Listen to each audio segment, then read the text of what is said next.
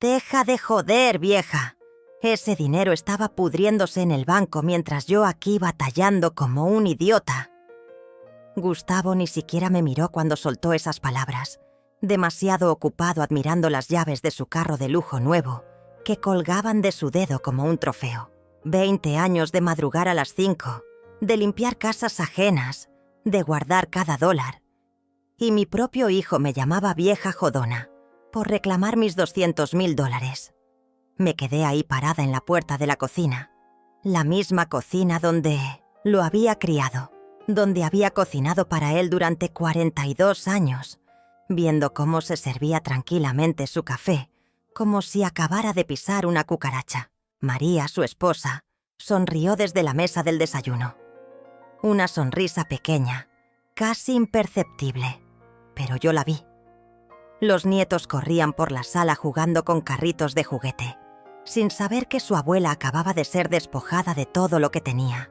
Me llamo Matilde, tengo 69 años, y hasta esta mañana creía que había criado a un buen hombre. ¡Qué equivocada estuve! Mi libreta de ahorros temblaba en mis manos marcando $0. $0 después de 2 décadas limpiando inodoros ajenos, recogiendo calcetines sucios de familias que ni siquiera sabían mi apellido, llegando a casa con las rodillas destrozadas y las manos agrietadas por los químicos de limpieza.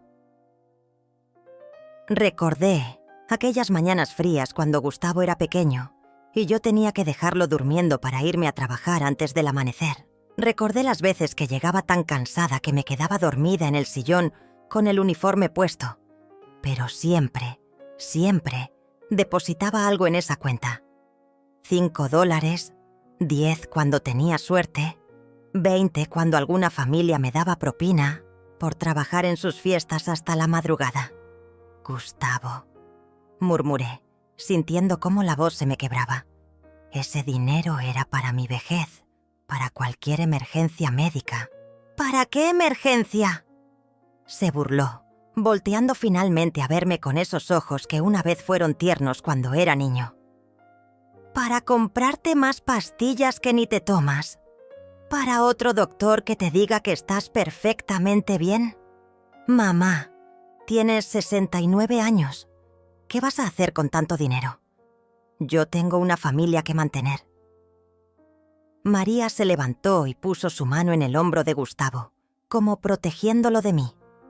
Sus uñas perfectamente arregladas brillaban bajo la luz de la cocina. Las mismas uñas que nunca habían tocado un trapo de limpieza o fregado un plato. Matilde, sé razonable. Nosotros tenemos gastos reales. Los niños, la escuela, el trabajo de Gustavo. Ese carro no es un lujo, es una necesidad. Él necesita dar buena imagen en su trabajo. Elena, mi hermana menor, eligió ese momento para entrar por la puerta trasera como siempre hacía los sábados por la mañana. Llevaba su bolsa de mandado y esa sonrisa que se le borró del rostro cuando sintió la tensión en el aire. «¿Qué pasa aquí?», preguntó, dejando las bolsas sobre la mesa. «Tu hermana está haciendo drama porque usé sus ahorros para algo útil», respondió Gustavo antes de que yo pudiera abrir la boca. En lugar de agradecerme que por fin ese dinero sirva para algo, me está gritando como si fuera un ladrón. Elena me miró con esa expresión que conocía desde niñas, esa mezcla de lástima y exasperación que usaba cuando pensaba que yo estaba exagerando. «Matilde, ¿de verdad es tan grave? Gustavo es tu hijo. No es como si hubiera sido un extraño. Además, ese carro va a beneficiar a toda la familia». Sentí cómo el mundo se tambaleaba bajo mis pies. Mi propia hermana, la misma que había llorado en mis brazos cuando su marido la abandonó, la misma a quien había prestado dinero incontables veces sin pedirle ni $1 de interés, ahora se ponía del lado de Gustavo. «Elena, son $200,000, 20 años de trabajo, 20 años guardando dinero sin hacer nada con él», me corrigió Gustavo, encendiendo un cigarrillo como si estuviéramos hablando del clima. «Mamá, Ese dinero no estaba generando nada. Por lo menos ahora tenemos un carro decente para la familia. ¿Para la familia? La risa que salió de mi garganta sonó amarga, quebrada. ¿Cuándo me han incluido en sus planes familiares? ¿Cuándo me han preguntado si necesito algo? ¿Cuándo han considerado que yo también tengo gastos? ¿Que yo también tengo necesidades? María rodó los ojos. Matilde, por favor. Vives en nuestra casa, comes nuestra comida, usas nuestros servicios. No es como si estuvieras pagando renta o contribuyendo con algo. Nuestra casa, nuestros servicios. Las palabras me golpearon como bofetadas. Esta casa que yo había comprado con mis propias manos.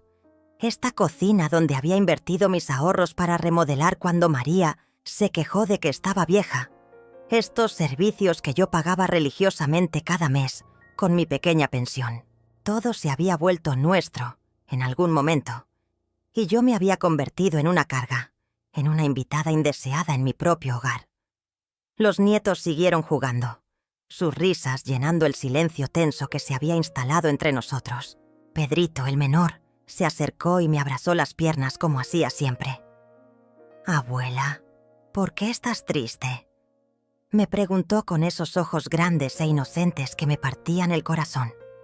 Antes de que pudiera responder, Gustavo lo separó de mí. «Anda a jugar al patio, mijo. Los adultos están hablando». El niño se alejó corriendo, y yo sentí como si me hubieran arrancado un pedazo del alma. «Mira, mamá», continuó Gustavo, adoptando ese tono condescendiente que usaba cuando creía que estaba siendo paciente conmigo. «No entiendo por qué te pones así. El dinero se usó para algo bueno, algo que nos beneficia a todos. ¿No es eso mejor que tenerlo guardado juntando polvo?». Elena asintió vigorosamente. «Gustavo tiene razón, Matilde. A tu edad, ¿qué es? ¿Lo peor que podría pasarte? Tienes techo, comida, familia. Ese dinero estaba desperdiciado. A mi edad. Como si tener 69 años me convirtiera automáticamente en un mueble, en algo decorativo que ya no necesita mantenimiento. Como si mi vida hubiera terminado el día que cumplí 65 y mi valor como persona se hubiera esfumado junto con mi juventud. Además», añadió María, sirviéndose más café sin ofrecerme ni una gota, «no es como si fueras a vivir para siempre. Es mejor que el dinero se use ahora, cuando puede hacer una diferencia real en las vidas de tus nietos». El silencio que siguió fue ensordecedor. Hasta Elena se quedó callada, quizás dándose cuenta de que María había cruzado una línea. Pero el daño estaba hecho. Las palabras flotaban en el aire como humo tóxico. «No es como si fueras a vivir para siempre». Gustavo no defendió a su madre. No le dijo a su esposa que se había pasado de la raya. Simplemente apagó su cigarrillo y revisó su teléfono como si nada hubiera pasado. Mi hijo, el mismo que había llorado en mis brazos cuando se cayó de la bicicleta a los 7 años, el mismo que me había prometido cuidarme cuando su padre murió. Ahora me veía como un estorbo cuya única utilidad era financiar sus caprichos. Miré alrededor de la cocina, buscando algo familiar, algo que me recordara que este lugar había sido mi hogar. Pero hasta los platos habían cambiado. María había comprado un juego nuevo el mes pasado y había tirado los míos, los que había comprado pieza por pieza durante años. Estaban muy viejos, había dicho entonces. Ya no combinaban con la decoración nueva. Igual que yo. Vieja, desactualizada, incompatible con su nueva vida. Salí de la cocina sin decir una palabra más. Mis piernas temblaban, pero logré llegar a mi habitación antes de desplomarme sobre la cama. 20 años. 20 años de sacrificio, reducidos a capricho de un hijo malagradecido. Me quedé ahí, acostada, mirando el techo que había pintado yo misma hace 3 años cuando María se quejó de que se veía muy anticuado. Hasta eso había pagado con mis ahorros. Escuché sus voces en la cocina, riéndose de algo que decía Elena. Probablemente de mí. Probablemente aliviados de que la vieja dramática finalmente se hubiera callado y los dejara disfrutar su sábado, en paz. El rugido del motor del carro de lujo llenó la casa cuando Gustavo lo encendió. Mi dinero rugiendo en el garage, burlándose de mí. María subió las escaleras con pasos deliberadamente fuertes. Sabía que yo podía escucharla. Tocó mi puerta con 2 golpecitos secos, sin esperar respuesta antes de entrar. «Matilde, necesitamos hablar». Me incorporé en la cama, secándome las lágrimas que no sabía que estaban cayendo. «¿De qué?» «De tu actitud». Se sentó en la silla frente al tocador, cruzando las piernas como si estuviera en una oficina. «Entiendo que te sientes molesta, pero estás haciendo que Gustavo se sienta culpable por tomar una decisión inteligente». ¿Inteligente? La palabra me salió como un suspiro amargo. Robarle a su madre es inteligente. No es robo, Matilde. Es una inversión familiar. María se examinó las uñas. Esas uñas perfectas que nunca habían conocido el detergente. Gustavo necesita ese carro para trabajar, para mantener su imagen profesional. ¿Sabes cuánto más puede ganar ahora que tiene un vehículo decente? ¿Y si me enfermo? ¿Si necesito una operación? ¿Si...? Matilde, por favor. María me interrumpió con una sonrisa que no llegaba a sus ojos. Tienes seguro médico. Además, nosotros estaremos aquí para cuidarte. ¿No es eso mejor que tener dinero frío en el banco? Estaremos aquí. Como si fuera una garantía. Como si el amor de familia fuera algo que se pudiera dar por sentado. Como si no acabaran de demostrarme exactamente lo poco que valía para ellos. María, ese dinero era mío. Era nuestro. Me corrigió con firmeza. Somos una familia, Matilde. Lo que es tuyo es nuestro. Y lo que es nuestro es tuyo. ¿No es así? ¿Cómo funciona? Lo que es nuestro es tuyo. Quise reírme, pero no me salió ningún sonido. ¿Cuándo había sido la última vez que habían compartido algo conmigo? ¿Cuándo me habían incluido en una decisión, en un plan, en una compra? Ellos habían renovado la sala el año pasado sin preguntarme. Habían cambiado de cable sin consultar si yo quería conservar mis canales. Habían invitado a los amigos de María a cenar, sin avisarme que tendría que cocinar para 8 personas. Además, continuó María, levantándose y alisándose la falda. No es como si hubieras trabajado para conseguir ese dinero recientemente. Ya estás retirada. Es hora de que disfrutes la vida sin preocuparte por el dinero. Retirada. Esa palabra me sonaba a muerte prematura, como si a los 69 años ya no tuviera derecho a tener planes, sueños o necesidades propias. Como si mi vida hubiera terminado oficialmente el día que dejé de limpiar casas ajenas. Piénsalo, Matilde. María se dirigió hacia la puerta, pero se detuvo antes de salir. Gustavo es un buen hijo. Te ha dado un hogar, te mantiene, te cuida. Lo mínimo que podrías hacer es apoyar sus decisiones. Me ha dado un hogar, en mi propia casa.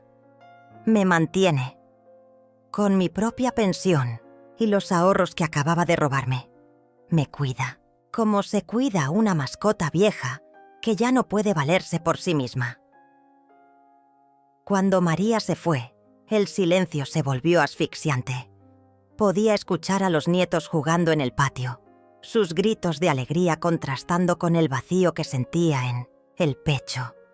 ¿Cuándo había sido la última vez que había gritado de alegría? ¿Cuándo había sido la última vez que había sentido que mi opinión importaba? Me levanté y caminé hacia la ventana. El carro blanco brillaba bajo el sol como una joya robada. Gustavo lo estaba lavando con una manguera, silbando una canción que no reconocí. Se veía feliz, pleno. como si acabara de resolver todos sus problemas a costa de su madre. Elena apareció en el patio con una cerveza en la mano.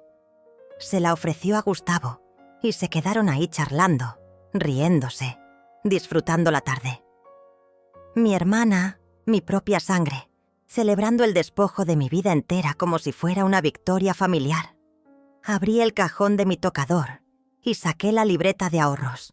La había guardado ahí como un tesoro durante años, revisándola cada mes cuando llegaba el estado de cuenta, sintiendo una pequeña satisfacción cada vez que veía crecer la cifra.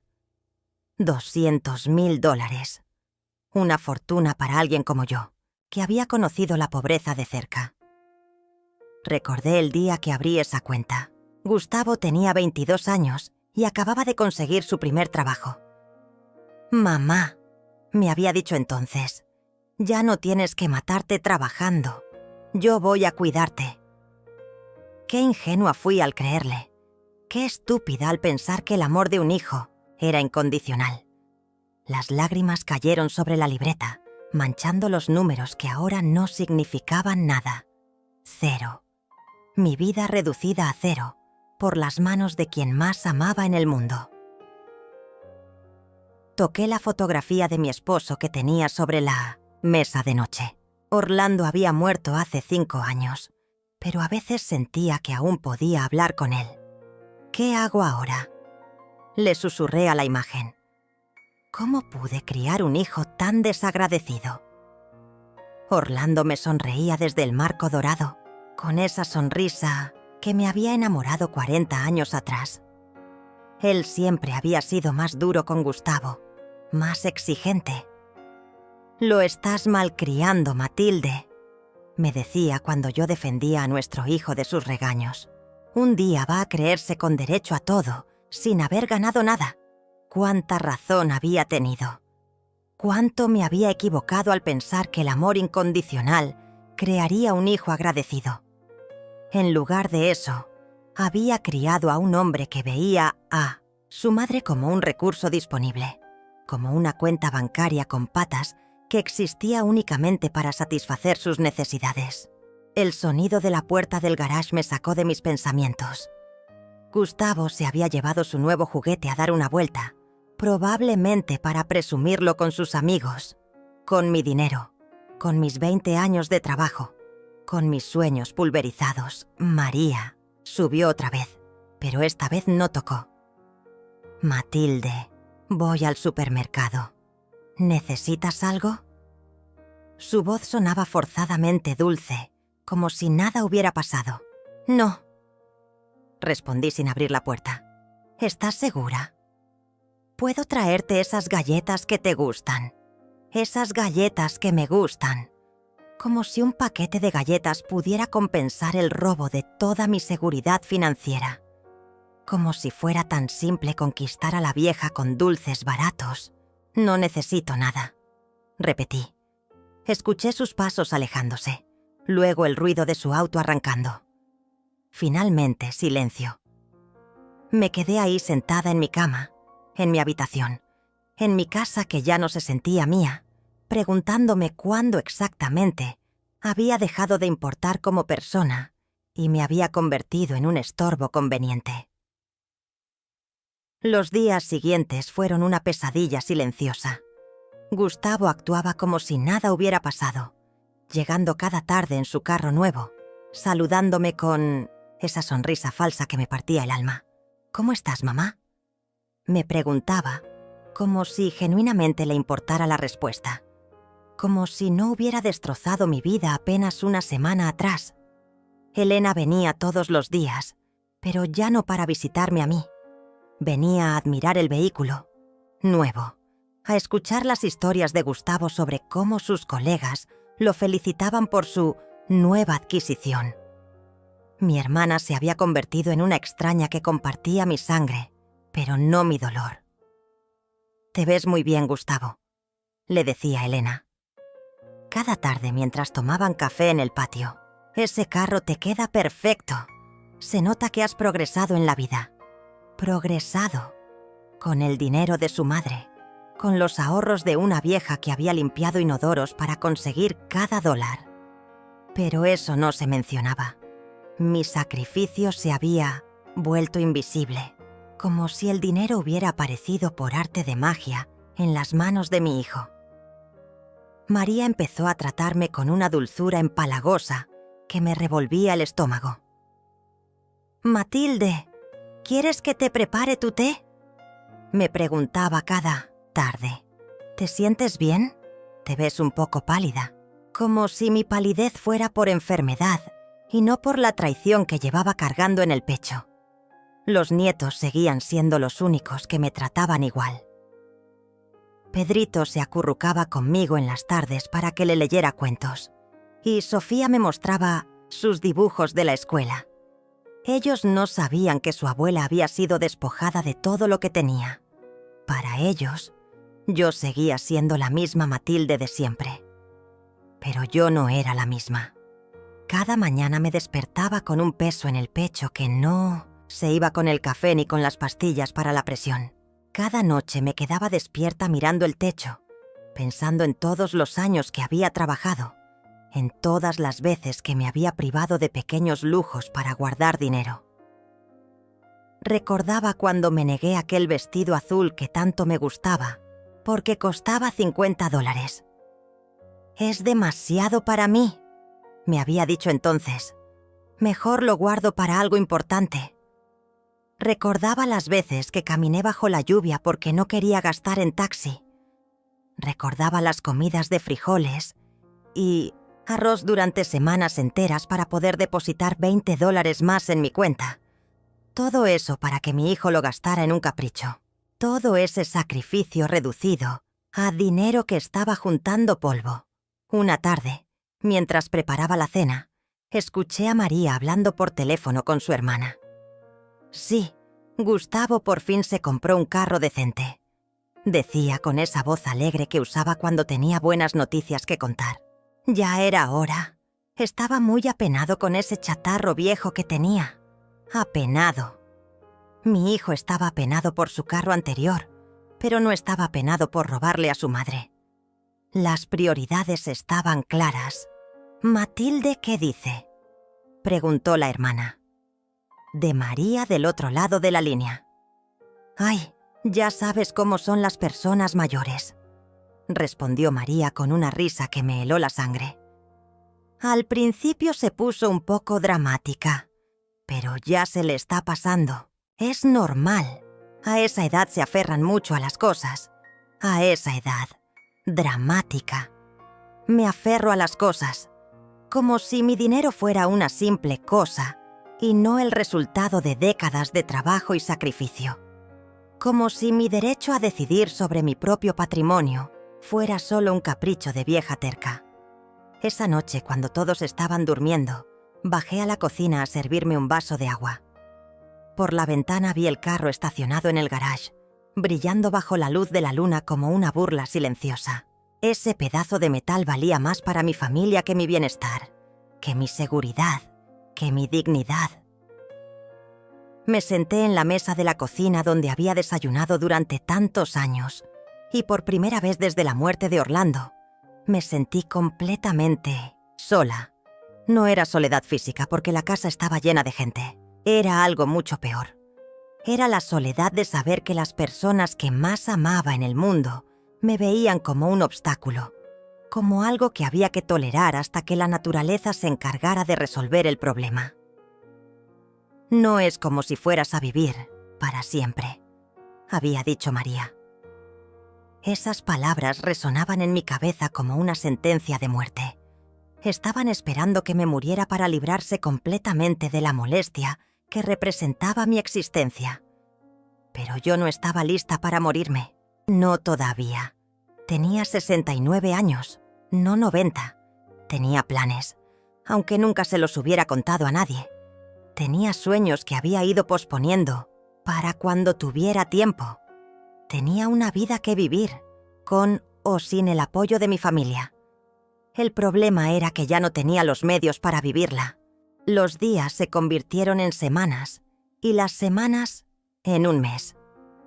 Mi rutina se había reducido a caminar por la casa como un fantasma, preparar comidas que nadie agradecía y escuchar conversaciones donde yo no existía. Gustavo seguía llegando, cada tarde, estacionando su carro de lujo en el garage, como si fuera el dueño legítimo de todo lo que había en esta casa. Una mañana, María anunció durante el desayuno que necesitaban que yo les diera espacio. «Matilde, hemos estado pensando», dijo mientras untaba mermelada en su pan tostado, sin mirarme a los ojos. «Los niños están creciendo y necesitan su propio cuarto. Tal vez sería bueno que consideraras mudarte a un lugar más pequeño». Gustavo asintió sin levantar la vista del periódico. «Mamá, hay residencias muy bonitas para personas de tu edad. Podrías hacer amigas, tener actividades. Sería mejor para ti». ¿Mejor para mí? Las palabras salieron de mi boca como un susurro ahogado. ¿O mejor para ustedes? Para todos, respondió María con esa sonrisa de plástico que había perfeccionado. Piénsalo, Matilde. No tendrías que preocuparte por nada. Comida, limpieza, todo incluido. Y nosotros podríamos visitarte los fines de semana.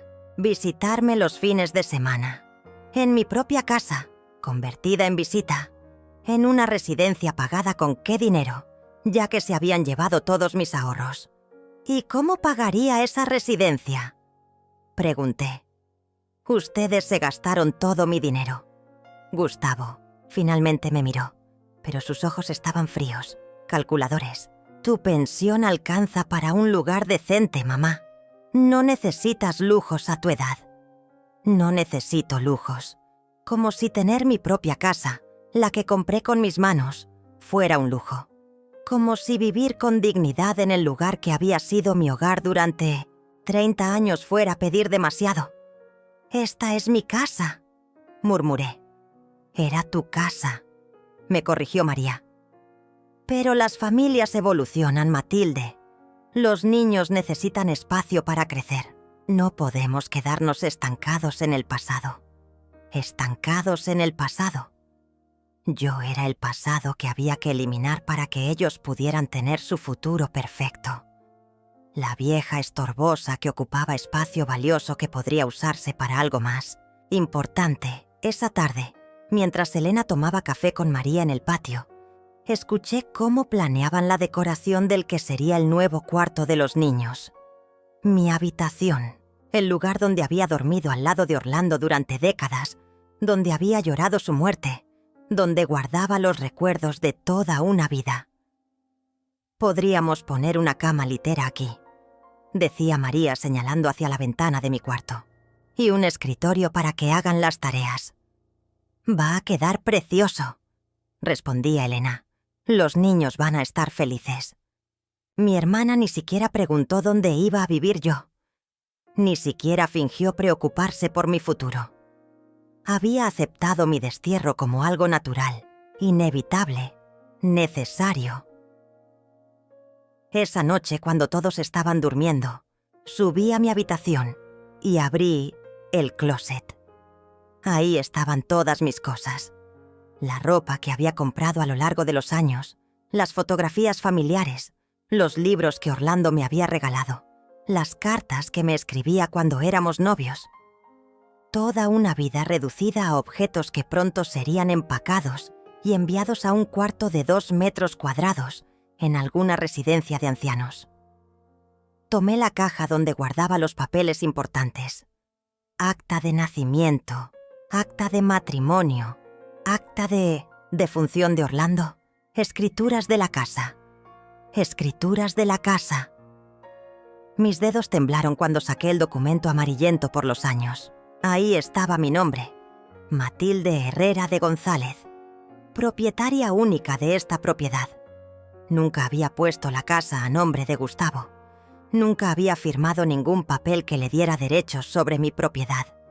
En todos estos años, mientras él se comportaba como el dueño, mientras María decoraba y remodelaba a su antojo, mientras tomaban decisiones sobre mi hogar como si fuera suyo, yo seguía siendo la única dueña legal. Releí el documento 3 veces para estar segura. Sí, La casa seguía siendo mía, completamente mía. Gustavo no tenía ningún derecho legal sobre ella. Había estado viviendo en mi propiedad, usando mis servicios, gastando mi dinero. Todo mientras planeaba echarme de mi propio hogar. Una sonrisa amarga se dibujó en mis labios. ¡Qué ironía! El hijo que me llamaba dramática por reclamar mis ahorros, el mismo que decía que yo ya había vivido mi vida, estaba viviendo en una casa que ni siquiera era suya. Estaba haciendo planes para un futuro construido sobre una propiedad que no le pertenecía. Guardé cuidadosamente las escrituras en el fondo de la caja, debajo de otros papeles. No era el momento de revelar esta información. No todavía. Pero por primera vez en semanas, sentí algo parecido a la esperanza corriendo por mis venas. Tal vez no estaba tan indefensa como creían. Tal vez la vieja dramática tenía 1 o 2 cartas por jugar. Me acosté esa noche con una extraña sensación de calma. Afuera, el carro de lujo brillaba bajo las estrellas, comprado con mi dinero, estacionado en mi garage, en mi propiedad. Gustavo dormía tranquilo en mi casa, soñando probablemente con el día en que se libraría de mí para siempre. Pero los sueños, a veces, se convierten en pesadillas cuando uno menos lo espera. Y yo estaba empezando a despertar. A la mañana siguiente, mientras María se duchaba y Gustavo desayunaba leyendo las noticias en su teléfono, decidí que era hora de actuar. Tomé las escrituras de la casa y las metí en mi bolsa junto con algunos otros documentos importantes. Necesitaba asesoría legal, pero tenía que ser discreta.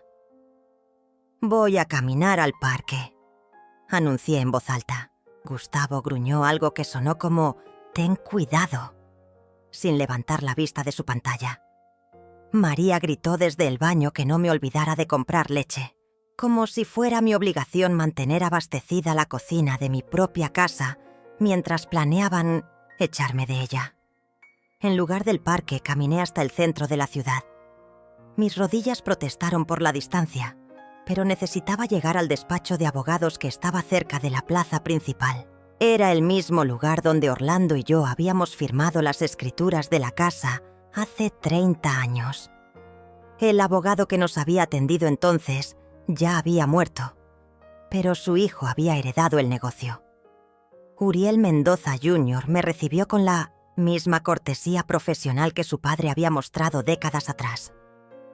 «Señora González, ¿en qué puedo ayudarla?» Puse las escrituras sobre su escritorio con manos temblorosas. «Necesito saber cuáles son mis derechos como propietaria de esta casa». Uriel revisó los documentos con cuidado, ajustándose los lentes mientras leía cada línea. «Está todo en orden, señora. Usted es la propietaria única de la propiedad. ¿Hay algún problema?» «Mi hijo y su familia viven conmigo», expliqué, eligiendo cuidadosamente mis palabras. «Últimamente han sugerido que sería mejor que yo me mudara a una residencia para personas mayores.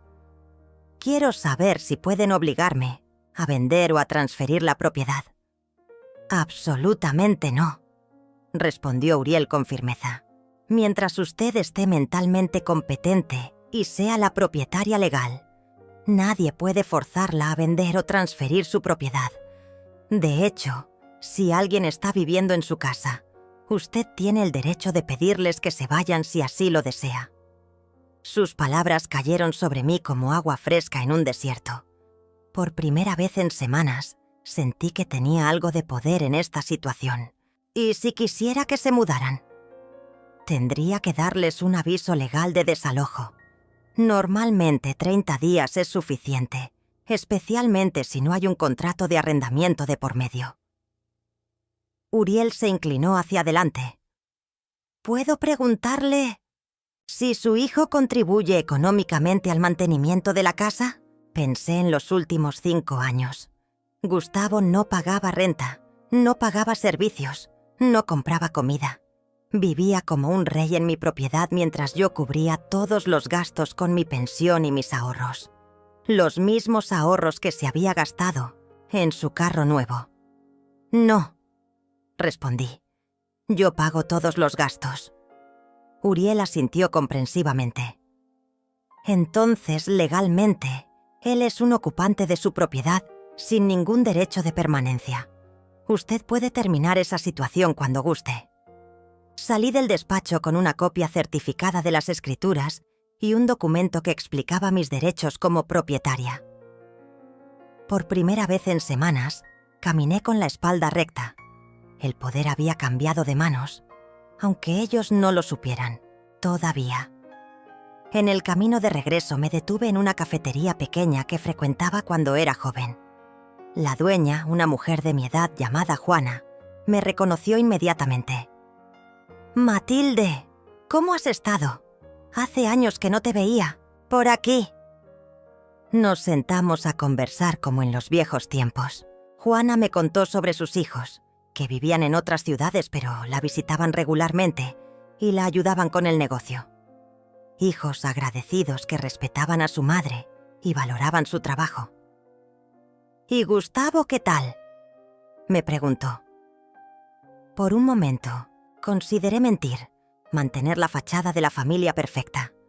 Pero algo en la mirada comprensiva de Juana me hizo confesarle todo. Le conté sobre mis ahorros, sobre el carro, sobre los planes de echarme de mi propia casa. Juana escuchó en silencio, asintiendo de vez en cuando. Cuando terminé mi relato, tomó mi mano entre las suyas. «Matilde, tú criaste a ese muchacho. Le diste todo lo que tenías. No mereces que te traten así». «No sé qué hacer, Juana. Son mi familia». «La familia verdadera no te roba ni te falta al respeto», respondió con firmeza. «A veces uno tiene que poner límites, aunque duela». Cuando llegué a casa, la escena que me recibió me confirmó que Juana tenía razón. María estaba en mi habitación, midiendo las paredes con una cinta métrica mientras hablaba por teléfono sobre colores de pintura. Gustavo revisaba catálogos de muebles en la sala, eligiendo la decoración para el que sería el cuarto de los niños. Mi cuarto, mi casa, mis decisiones que otros estaban tomando por mí.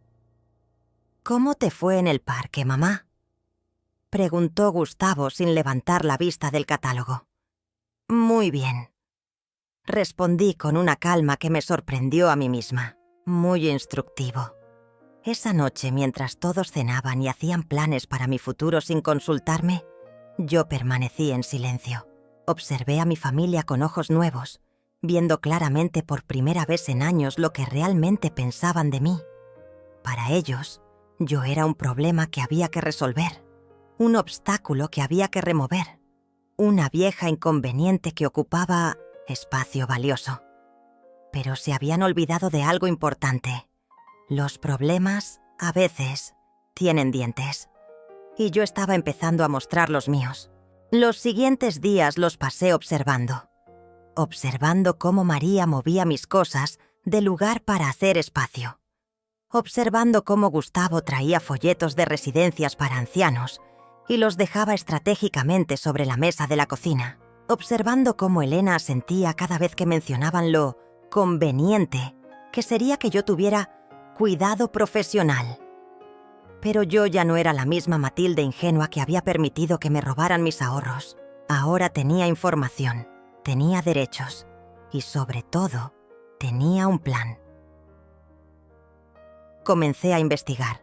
Cada mañana, mientras ellos creían que iba al parque, visitaba diferentes lugares.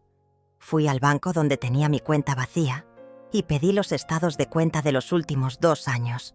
Necesitaba documentar exactamente cuándo y cómo había desaparecido mi dinero.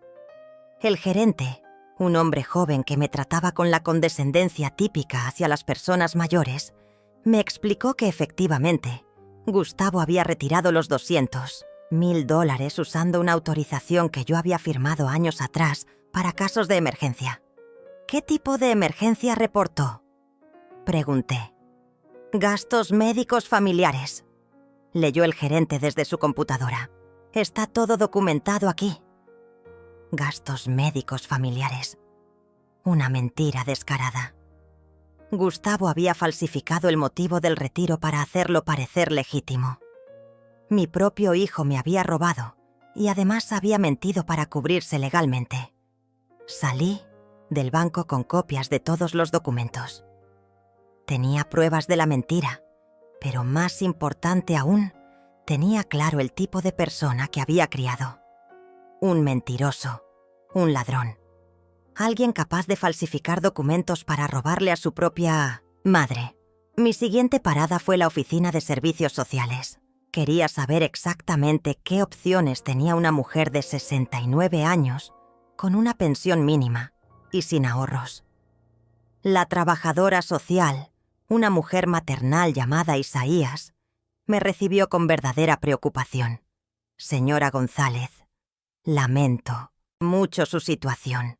Desafortunadamente, vemos casos así más seguido de lo que quisiéramos. Familiares que se aprovechan económicamente de personas mayores.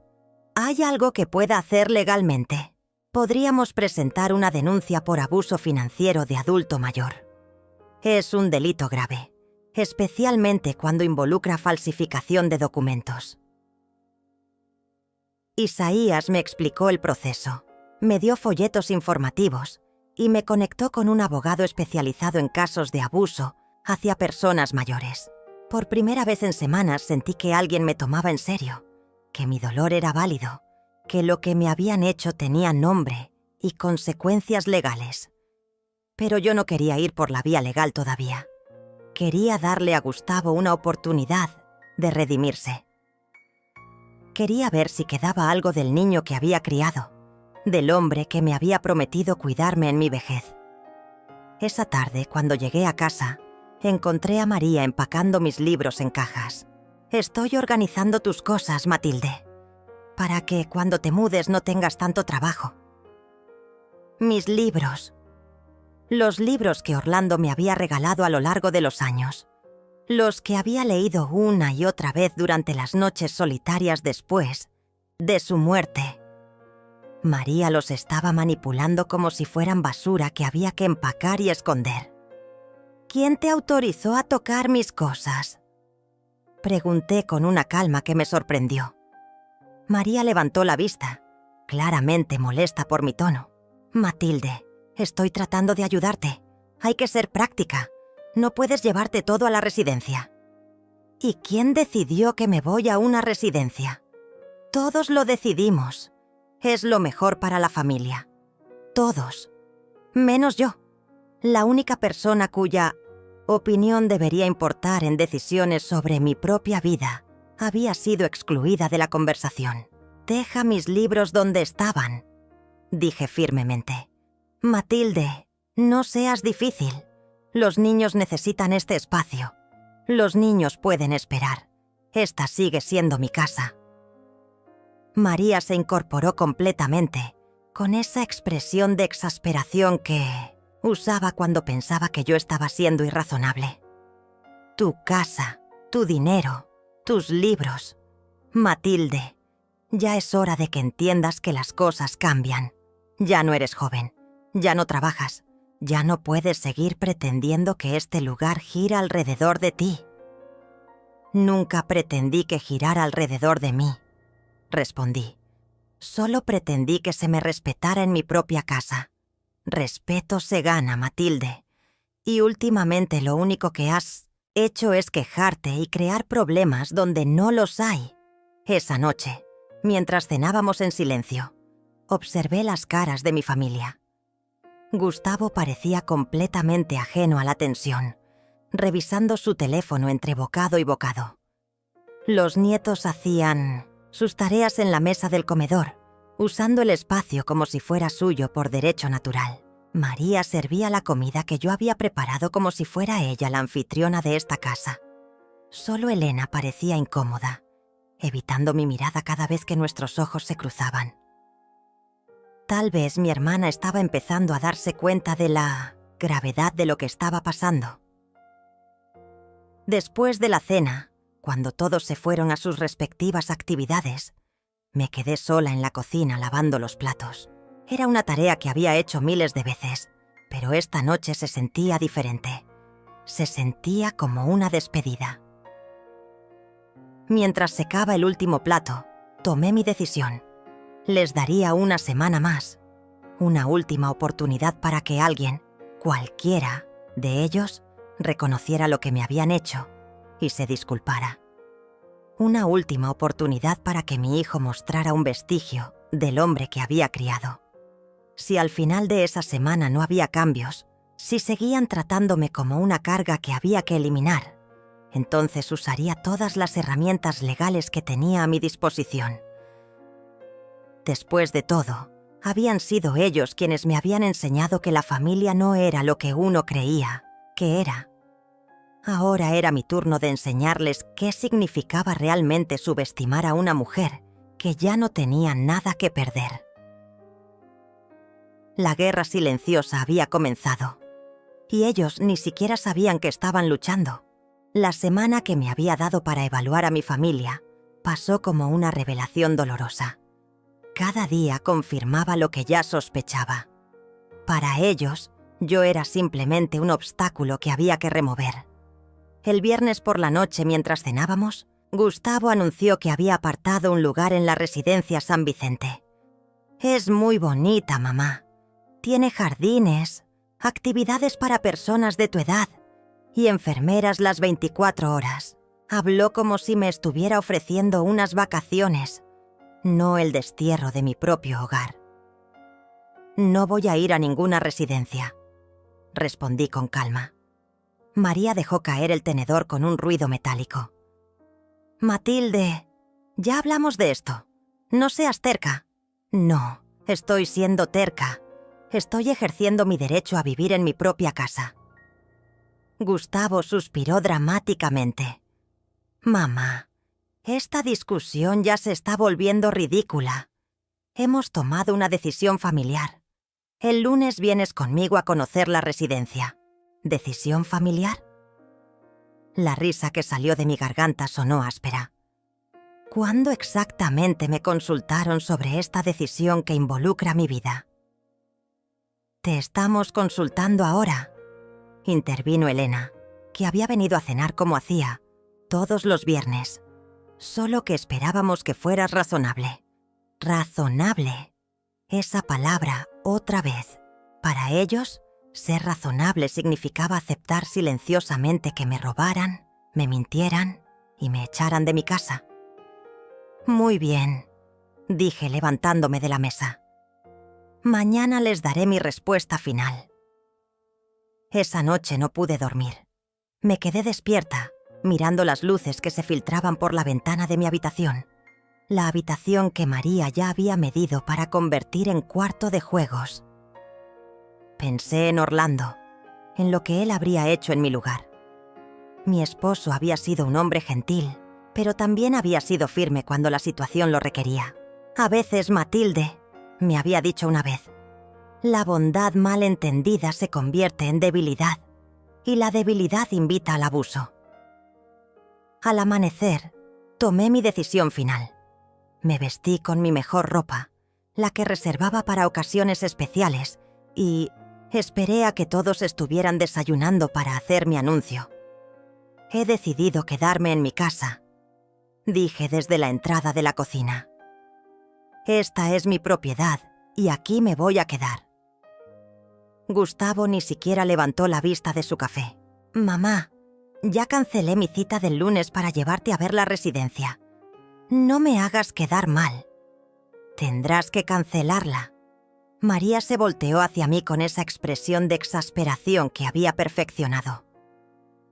«Matilde, ¿de verdad vamos a seguir con este drama? Los niños necesitan espacio. Nosotros necesitamos privacidad. Tú necesitas cuidados apropiados para tu edad». «Lo que yo necesito», respondí con una firmeza que no sabía que tenía, «es que respeten mis derechos en mi propia casa». «Tus derechos», repitió Gustavo con sarcasmo. «¿Qué derechos tienes, mamá? Vives de nuestra caridad, comes nuestra comida, usas nuestros servicios». «¿Nuestra caridad?». Las palabras me salieron como un susurro ahogado. ¿Nuestra comida? ¿Nuestros servicios? Sí, mamá. Es hora de que seas realista sobre tu situación. Fue en ese momento que supe que mi hijo estaba perdido para siempre. El niño que había criado, que había cuidado cuando estaba enfermo, que había consolado cuando lloraba, ya no existía. En su lugar había un extraño que me veía como una carga, como algo desechable. Muy bien, dije con una calma que me sorprendió. Ya que esta no es mi casa, ya que vivo de su caridad, ya que como su comida y uso sus servicios, creo que es hora de que conozcan cuál es realmente mi situación. Salí de la cocina y subí a mi habitación. Del cajón de mi tocador saqué la carpeta que había preparado durante la semana. Contenía las escrituras de la casa, las copias de los estados de cuenta bancarios, el reporte de la Oficina de Servicios Sociales y la documentación que el abogado me había ayudado a preparar. Cuando bajé, todos estaban exactamente donde los había dejado, probablemente pensando que había subido a llorar o a hacer un berrinche. Gustavo, dije colocando los papeles sobre la mesa del desayuno. Quiero que leas esto. Él tomó los documentos con aire aburrido, como si fuera otro capricho de su madre dramática. Pero cuando sus ojos se enfocaron en las escrituras de la casa, su expresión cambió completamente. «¿Qué es esto?», murmuró, hojeando los papeles. «Rápidamente». «Las escrituras de esta casa», respondí. «La casa que es completamente mía. La casa donde ustedes han estado viviendo sin pagar renta, sin contribuir a los gastos, sin siquiera mostrar gratitud». María se acercó a leer por encima del hombro de Gustavo. Su cara palideció cuando comprendió lo que estaba viendo.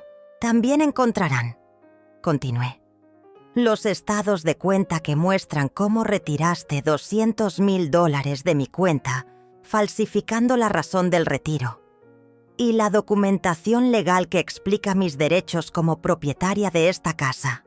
Elena se levantó de su silla, claramente nerviosa. «Matilde, ¿qué estás haciendo?» «Estoy siendo realista sobre mi situación», respondí, usando las mismas palabras que Gustavo había usado minutos antes. «Y mi situación es que soy la dueña de esta casa, y ustedes son mis inquilinos no pagados». Gustavo dejó caer los papeles sobre la mesa. «Mamá, ¿estás amenazándonos?» «No estoy amenazando a nadie.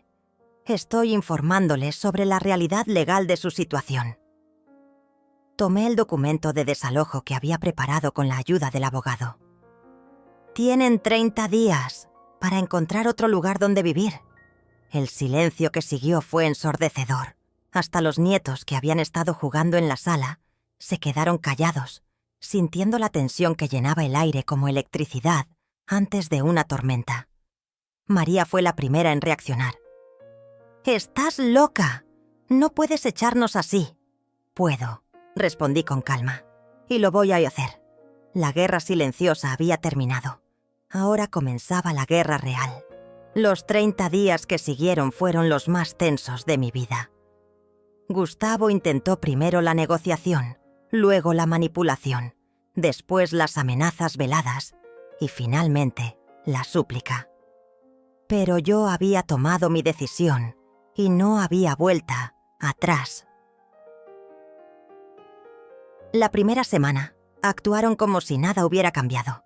Gustavo siguió llegando cada tarde, estacionando su carro de lujo en mi garage, como si el documento de desalojo fuera solo otro capricho de su madre loca. María continuó reorganizando la casa a su antojo, moviendo mis cosas y haciendo planes como si mi ultimátum no existiera. Pero para la segunda semana, cuando se dieron cuenta de que yo hablaba en serio, las cosas empezaron a cambiar. Gustavo comenzó a llegar tarde, evitando las horas de cena. María dejó de hablarme directamente, comunicándose conmigo solo a través de los nietos. Elena dejó de venir por completo.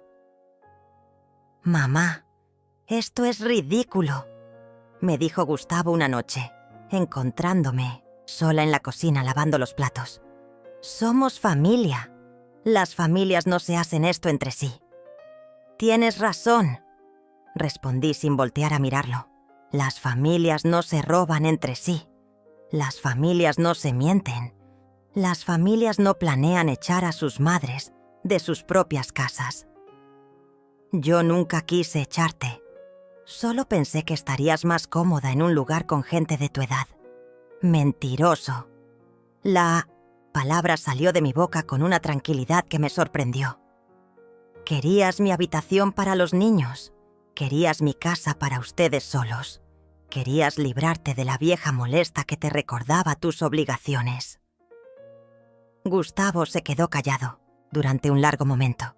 Cuando finalmente habló, su voz sonaba diferente, más pequeña. ¿Qué quieres que haga, mamá? Ya gasté el dinero. El carro está financiado. No puedo devolvértelo. No quiero que me devuelvas el dinero. Mentí. Claro que quería mi dinero, de vuelta. Pero sabía que eso era imposible. Quiero que reconozcas lo que hiciste. Quiero que te disculpes. Quiero que me respetes. Te respeto, mamá. No, Gustavo, no me respetas. Si me respetaras, habrías pedido permiso antes de tocar mis ahorros. Si me respetaras, habrías incluido mi opinión en las decisiones sobre mi propia casa. Si me respetaras, no estarías tratando de convencerme de que soy yo la que está equivocada. Para la tercera semana, la desesperación se había instalado en la casa. María comenzó a empacar algunas cosas, pero lo hacía con movimientos lentos y resentidos, como si cada objeto que guardaba fuera una afrenta personal. Los nietos me preguntaban constantemente por qué su abuela estaba triste, por qué papá y mamá hablaban en susurros, por qué tía Elena ya no venía a visitarnos. ¿Nos vamos a mudar, abuela?, me preguntó Pedrito una tarde, mientras yo le leía un cuento. Sí, mi amor, van a tener una casa nueva. ¿Tú vienes con nosotros? La pregunta me partió el corazón. No, mi cielo, yo me voy a quedar aquí. ¿Por qué? ¿Cómo explicarle a un niño de 6 años que su padre había robado a su abuela? ¿Cómo contarle que su familia perfecta se había construido sobre mentiras y abusos? Porque esta es mi casa, Pedrito, y las personas grandes a veces necesitan vivir en lugares diferentes. El niño asintió con esa aceptación natural de la infancia, pero vi lágrimas en sus ojos. Mis nietos estaban pagando el precio de los errores de sus padres, y eso era lo que más me dolía de toda esta situación. Elena apareció finalmente el día 25, cuando solo quedaban 5 días del plazo. Llegó con los ojos rojos, claramente habiendo llorado. Matilde, por favor, me suplicó. Recapacita, es tu familia, son tus nietos. ¿De verdad vas a destruir todo por una pelea de dinero? Esto no es una pelea de dinero, Elena. Esto es sobre respeto, sobre dignidad, sobre el derecho de una persona a decidir sobre su propia vida. Pero Gustavo es tu hijo. Precisamente por eso duele tanto. Las lágrimas que había estado conteniendo durante semanas finalmente comenzaron a caer. Esperaba más de él. Esperaba que el amor que le di durante 42 años significara algo. Esperaba que me viera como su madre, no como una fuente de recursos que podía explotar. Elena me abrazó, y por un momento fuimos otra vez las hermanas que habíamos sido de niñas, antes de que los años y las circunstancias nos convirtieran en extrañas. Lo siento, Matilde. Debería haberte apoyado desde el principio. Tenías razón. El día 29, Gustavo hizo su último intento. Entró a mi habitación sin tocar, algo que no había hecho desde que era adolescente. Se sentó en el borde de mi cama y por primera vez en semanas me miró realmente a los ojos. Mamá, sé que cometí errores, sé que te lastimé, pero no podemos terminar así. Somos familia. Las familias se disculpan cuando cometen errores, Gustavo. Te pido disculpas. ¿Por qué te disculpas? Se quedó callado durante un largo momento. Por tomar tu dinero sin permiso. Y por haberte faltado al respeto. ¿Y? No sé qué más quieres que diga, mamá. Ahí estaba el problema.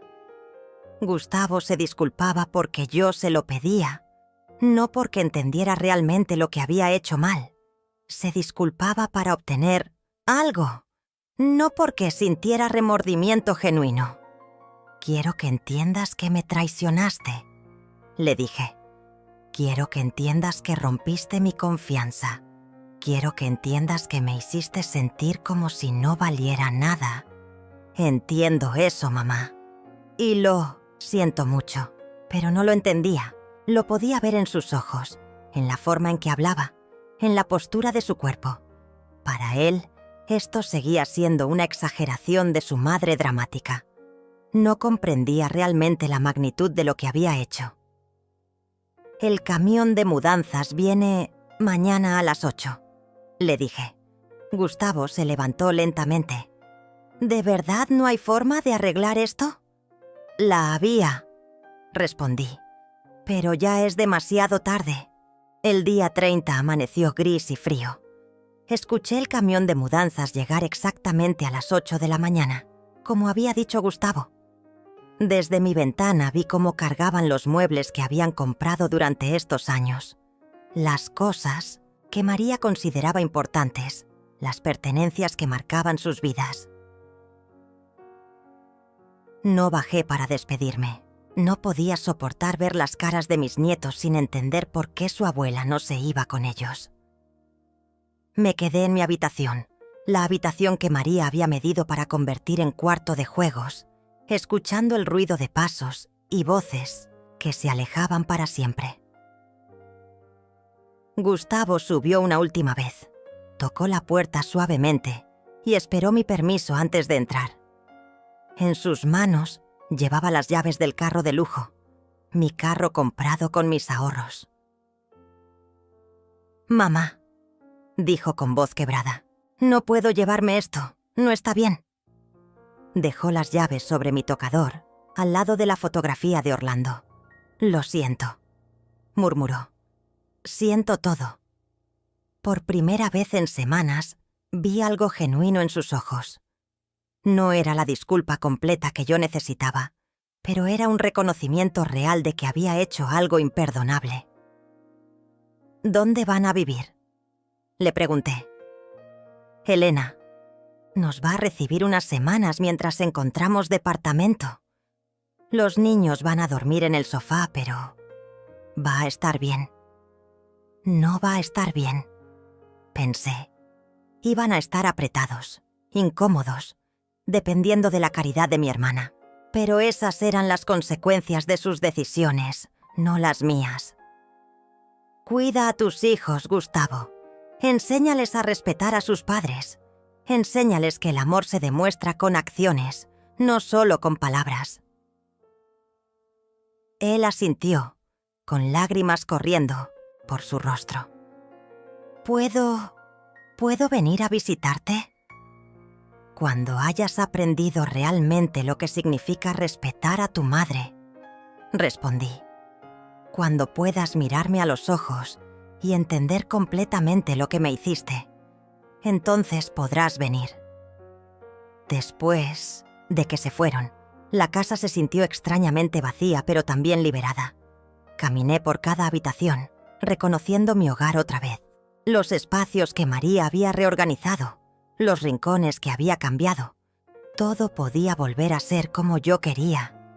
En el garage estaba el carro blanco, brillando bajo la luz que se filtraba por la ventana. Mis $200,000 convertidos en metal y cuero. Lo vendería, por supuesto. No podía permitirme mantener un vehículo tan caro, y además, cada vez que lo viera me recordaría la traición. Esa tarde, Elena vino a visitarme. Llegó con una canasta de comida y esa expresión preocupada que usaba cuando pensaba que yo había cometido un error.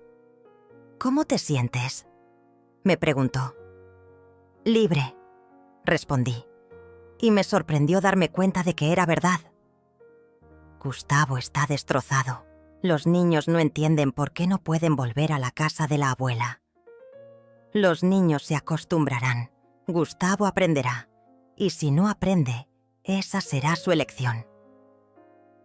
Elena se quedó callada durante un momento. ¿De verdad no vas a perdonarlo? No dije que no lo voy a perdonar. Dije que él tiene que aprender primero lo que significa pedir perdón de verdad. Esa noche, sola en mi casa por primera vez en años, preparé una cena simple solo para mí. Puse música que me gustaba, música que María siempre decía que era muy ruidosa para los niños. Me serví una copa del vino que Orlando me había regalado en nuestro último aniversario y que había estado guardando para una ocasión especial.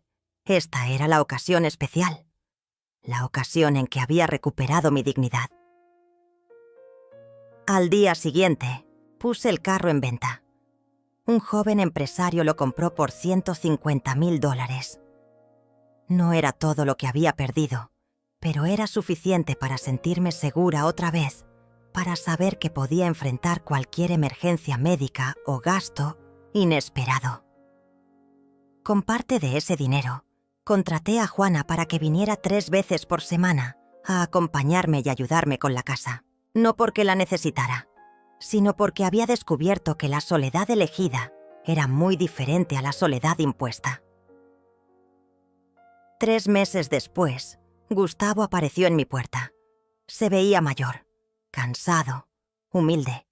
Ya no tenía esa arrogancia que había cargado durante tantos años. «Mamá», me dijo, «he venido a pedirte perdón. No para que me perdones, sino porque finalmente entiendo lo que te hice». Esta vez, cuando me miró a los ojos, vi algo diferente. Vi al hombre que había criado, al niño que había amado, al hijo que había perdido y que tal vez, solo tal vez, estaba empezando a regresar. «Entra», le dije, «vamos a hablar». Porque después de todo, las segundas oportunidades se ganan, y mi hijo parecía estar finalmente listo para ganar la suya. El perdón no significaba olvidar, pero significaba que el amor, el verdadero amor, podía sobrevivir incluso a la peor de las traiciones, y yo estaba lista para darle esa oportunidad.